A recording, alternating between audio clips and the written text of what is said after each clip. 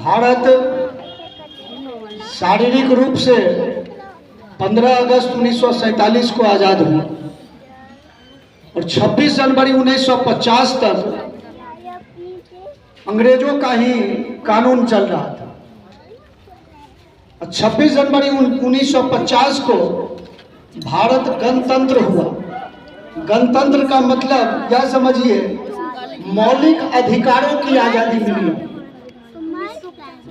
मौलिक अधिकार का मतलब आजादी से पहले 47 से पहले संपत्ति का अधिकार, शिक्षा का अधिकार, समानता का अधिकार, धार्मिक स्वतंत्रता का अधिकार, संवैधानिक उपचारों का अधिकार, ये सब अधिकार आपको नहीं था। तो 26 जनवरी 1950 के बाद यह अधिकार मिला। अब आप भी शिक्षा प्राप्त कर सकते हैं, संपत्ति रख सकते हैं, समानता का व्यवहार आपके साथ होगा। 1947 से पहले यह समझिए कि रानी के पेट से राजा बनता था। 26 जनवरी 1950 के बाद यहाँ आप लोग जो बैठे हुए हैं, आप भी यहाँ के एमएलए, एमपी, सीएम, पीएम बन सकते हैं। ये अधिकार मिला 26 जनवरी 1950। अब यहाँ पर देखिए, भारत में विभिन्न धर्म संप्रदाय, विभिन्न जाति के लोग रहते हैं। उनका अलग अलग झंडा है। हिंदू का अलग, मुसलमान का अलग, सिख, ईसाई, बौद्ध, जैन, सबका झंडा अलग अलग है।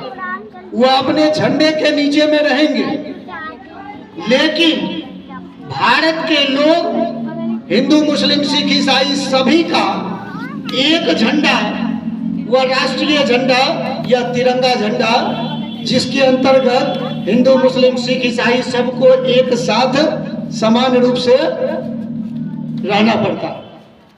यह झंडा जो है हम सबको एक जगह लाया, इसलिए इसको हम बोलते हैं राष्ट्रीय झंडा। देश का झंडा नहीं बोलते, राष्ट्रीय झंडा। राष्ट्रगान जनगण मन बोलते, देश का गान नहीं बोलते। राष्ट्रीय गीत वंदे मातरम, राष्ट्रीय पक्षी मोर, राष्ट्रीय मिठाई जलेबी। इसमें राष्ट्रीय शब्द क्यों लगा?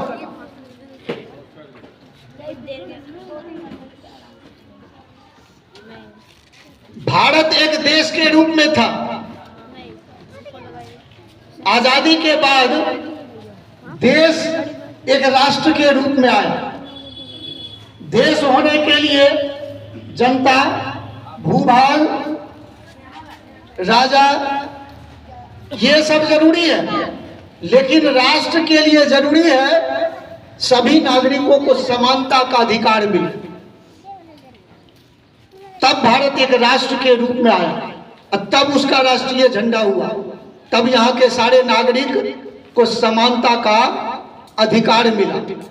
इसीलिए राष्ट्रीय शब्द लग गया। राष्ट्रीय झंडा, राष्ट्रगान राष्ट्रपति के रूप में मिला।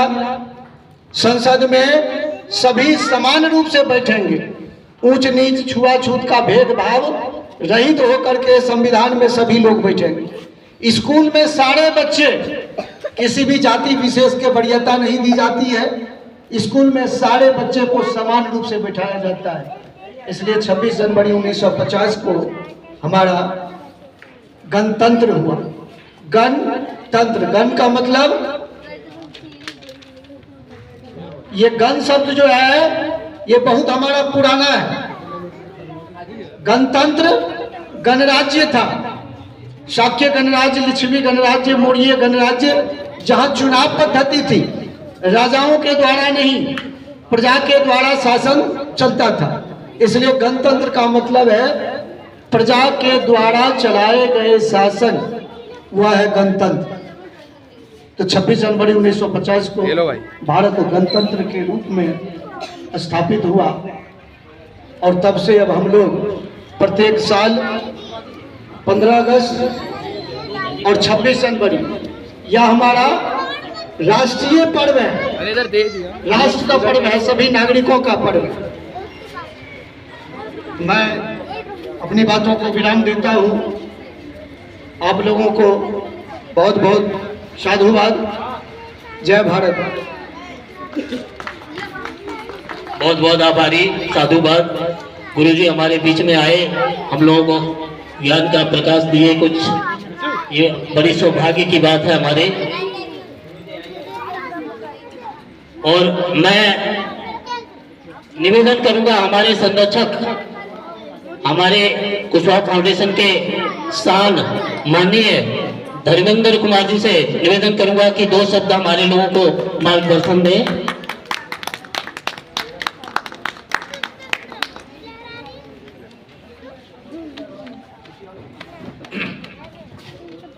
आज